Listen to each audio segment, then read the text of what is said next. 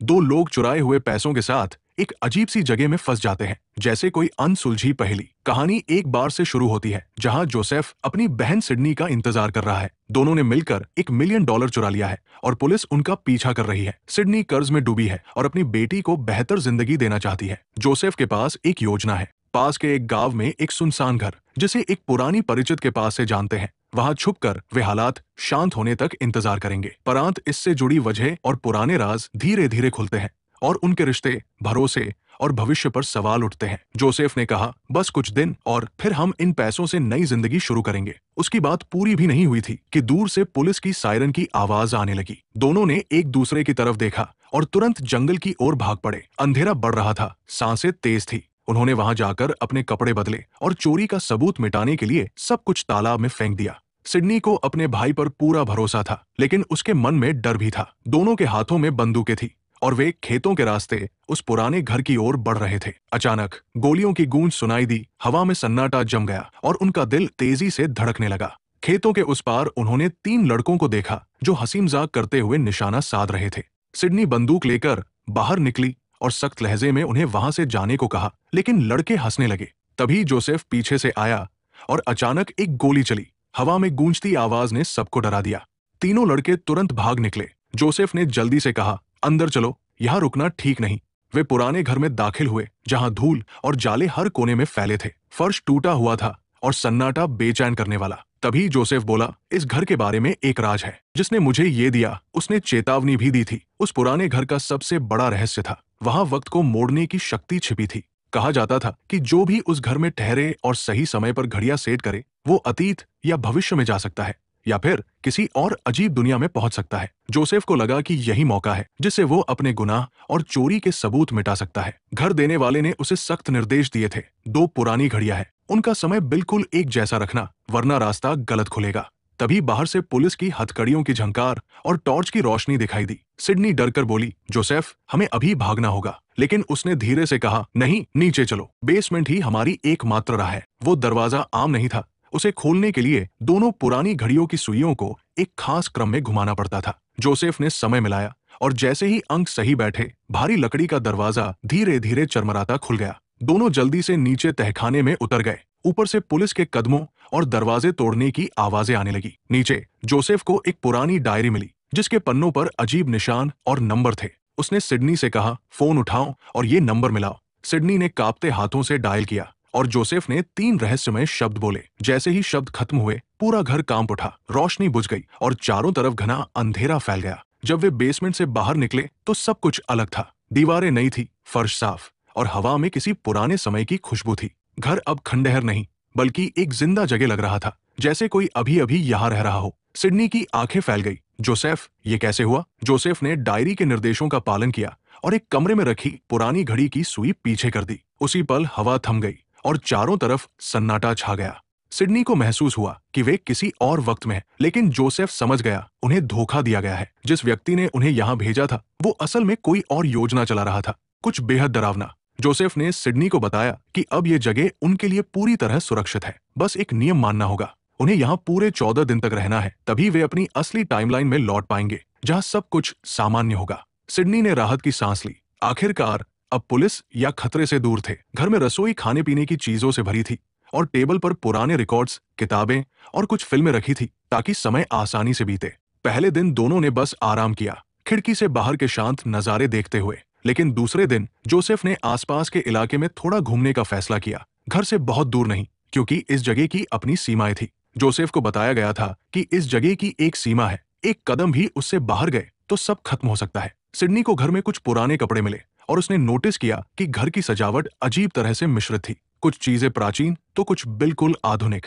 फिर भी उन्हें फर्क नहीं पड़ा, उन्हें बस थोड़ी शांति चाहिए थी। शाम को दोनों मिलकर खाना बनाते, फिर पैसों का हिसाब किताब करते और सब कुछ डायरी में दर्ज करते। सिडनी हर रात अपने बेटे की तस्वीर देखती और खुद को दिलासा देती कि सब ठीक हो जाएगा। दिन गुजरते गए, 13 दिन बिना किसी घटना के बीत गए, लेकिन 14वीं रात उन्होंने घर के कोने में रखा एक रहस्यमय पुराना सामान देखा। सिडनी ने उस पुराने सामान को देखते हुए कहा, यह किसी बीते वक्त की चीज लगती है, शायद बहुत कीमती रही होगी। फिर दोनों अपने अतीत की बातें करने लगे। जोसेफ ने कबूल किया कि उसने कभी सिडनी को वो साथ नहीं दिया जिसकी उसे जरूरत थी। सिडनी मुस्कुराई। अब भी देर नहीं हुई। धीरे धीरे उनकी बातों में पुरानी यादें लौट आईं। माँ के पसंदीदा गीत, पिता की हंसी, बचपन की वो बेफिक्र दोपहरें। वक्त जैसे थमसा गया था। 2 हफ्ते गुजर गए और अब वापसी का दिन करीब था। सिडनी अपनी बेटी से मिलने के लिए बेचैन थी, जबकि जोसेफ सोच में डूबा था कि क्या वे सच में लौट पाएंगे या ये घर उन्हें कभी जाने नहीं देगा। घर छोड़ने की तैयारी शुरू हो गई थी। सिडनी सफाई करने लगी और जोसेफ पुराने कूड़े-कचरे को जलाने लगा। उन्होंने तय किया कि अब वापस अपनी असली टाइमलाइन में लौटने का वक्त आ गया है। जैसे पहले किया था, वैसे ही उन्हें कुछ खास निर्देशों का पालन करना था। दोनों बेसमेंट की ओर बढ़े, लेकिन दरवाजा बंद मिला। किसी ने बाहर से ताला जड़ दिया था। वे हैरान रह गए।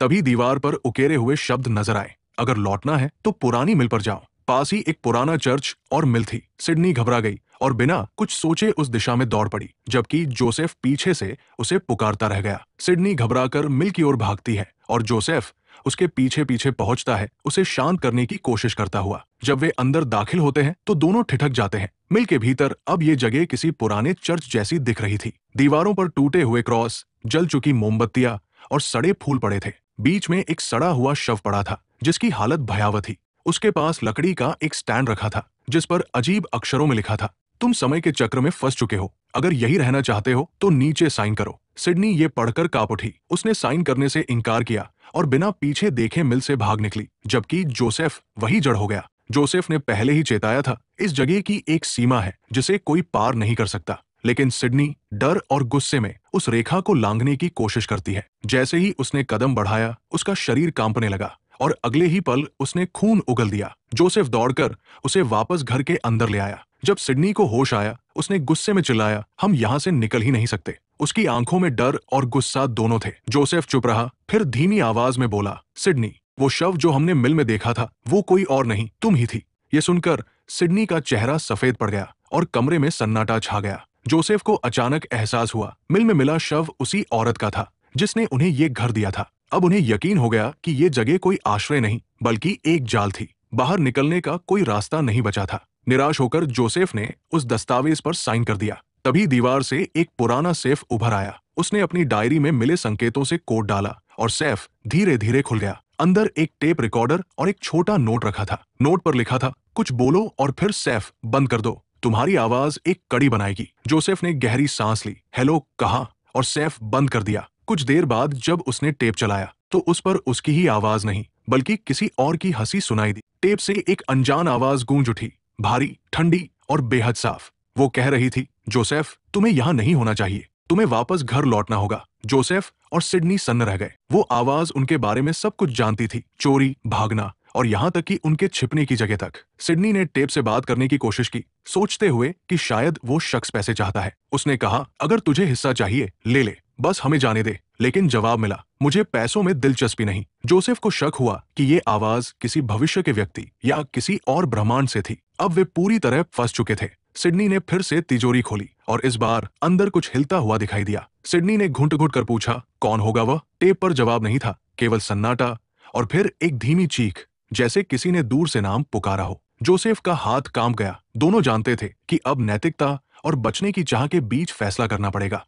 सिडनी ने कहा, हम किसी को मार नहीं सकते, पर जोसेफ ने धीरे कहा, शायद कोई ऐसा अजनबी आएगा जो पहले से इस जगह की खोज में होगा। हमारे पास समय कम है। वे बाहर खिड़की के पास जाकर निगरानी करने लगे, हर आवाज पर चौकन्ने हुए। रात गहरी थी और फैसला भारी। क्या वे किसी अजनबी को निशाना बनाएंगे या इस जाल का हिस्सा बनकर रह जाएंगे? उस आवाज ने साफ कह दिया था, यदि तुम विफल हुई तो उस टाइमलाइन में तुम्हारा अस्तित्व मिटा दिया जाएगा। वे सोचते रहे, ये अजनबी कब आएगा और कैसे हमला करेगा? कोई निश्चित जवाब नहीं था, पर एक बात तय थी, वो किसी दिन आएगा। सावधानी के तौर पर उन्होंने कुछ हथियार छुपा दिए और बारी बारी से पहरा रखने लगे। दिन महीने में बदल गए, पर कोई खतरा प्रकट नहीं हुआ। वे घर से बाहर नहीं जा पा रहे थे।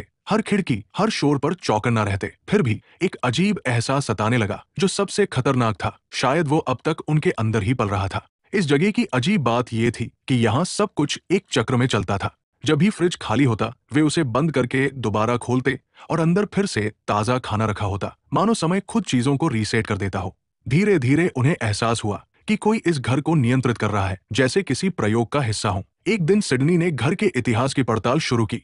पुराने दस्तावेजों और धुंधली तस्वीरों में उसने देखा कि यहाँ की हर वस्तु अलग अलग समय की थी, कुछ 1800 के दशक की, कुछ आधुनिक। वो बोली, ये सब किसी ने इकट्ठा किया है। इस घर का कोई असली मालिक नहीं था। 1955 के बाद से कोई यहाँ नहीं रहा। अब दोनों के भीतर गुस्सा था। उन्हें एहसास हुआ कि वे किसी अज्ञात प्रयोग का हिस्सा है। जिस आवाज ने उन्हें निर्देश दिए थे वो महीनों से खामोश थी। जोसेफ हर दिन टेप चलाकर जवाब पाने की कोशिश करता, लेकिन कुछ नहीं मिला। एक ठंडी शाम जब सिडनी बाहर पहरे पर थी, दूर झाड़ियों में एक साया हिला। वही अजनबी था, वही जिसे उन्हें खत्म करने को कहा गया था। वो दूरबीन से सिडनी पर निशाना साध रहा था।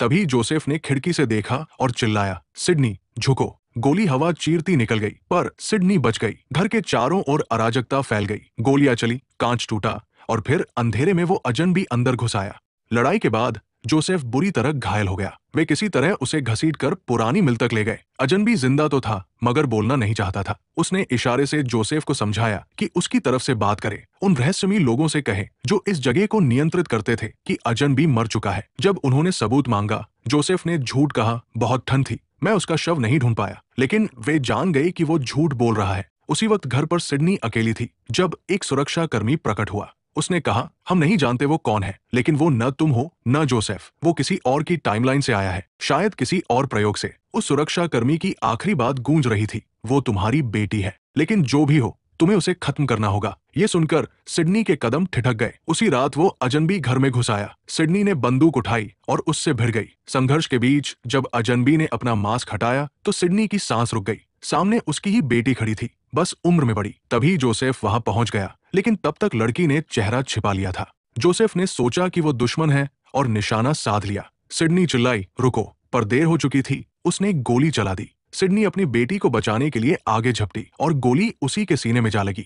जोसेफ ने गहरी वेदना में उन नियंत्रकों से विनती की, एक आखिरी मौका दे दो, मैं सब सुधार दूंगा। उन्होंने उसे भेजने का फैसला किया। जोसेफ उसी दिन लौट आया जब सिडनी चोरी के पैसों के साथ घर लौट रही थी। उसने अपना पुराना स्वयं ढूंढ निकाला और उसे रोकने की बजाय अंतिम साजिश के तहत मार डाला ताकि सिडनी को बचाया जा सके।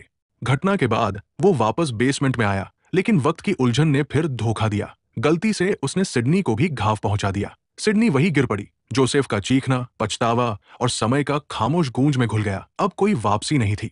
जोसेफ थक चुका था। वही दर्द और पछतावा, वही बार बार दोहरता हुआ काला चक्र। सालों की कोशिशों के बाद उसने सिडनी से हाथ जोड़ा और धीरे से कहा, मैंने तुम्हें बचाने की हर कोशिश की, पर हर बार गलती हुई। ये चक्र लालच और गलत फैसलों की वजह से चलता रहेगा। एक ही रास्ता है, मुझे खत्म कर दो, पैसे यहाँ छोड़ दो और अपनी बेटी के पास वापस लौट जाओ। उस घर में फिर कभी मत जाना, वो तुम्हारे जीते हुए अतीत की जड़ है। अगर तुम उस दिन घर नहीं गई तो ये चक्र टूट सकता है। सिडनी की आंखों में आंसू थे, पर उसके चेहरे पर एक अटखेलहट जैसी ठहराव भी आया। वो जानती थी कि अब फैसला उसका था। हर घर एक अलग प्रयोग का हिस्सा था। हर व्यक्ति अपने ही अतीत और भविष्य में उलझा हुआ था। सिडनी को अब एहसास हुआ कि वो भी उन्हीं में से एक मोहरा थी, जिसे बार बार वही गलती दोहराने के लिए बनाया गया था। उसने चारों तरफ देखा, वही दीवारें, वही फर्नीचर, वही डरावनी आवाजें जो हर बार लौट आती थी। बाहर घना अंधेरा था, लेकिन घर के अंदर सब कुछ पहले जैसा ही दिख रहा था। उसने समझ लिया कि ये कभी खत्म नहीं होगा। जब तक कोई इस चक्र को तोड़ेगा नहीं, तब तक ये घर, ये रहस्य और ये समय की जेल हमेशा चलती रहेगी, अनंत और भयानक रूप में। फिल्म की कहानी यही समाप्त होती है, लेकिन समय का चक्र और रहस्य हमेशा जीवित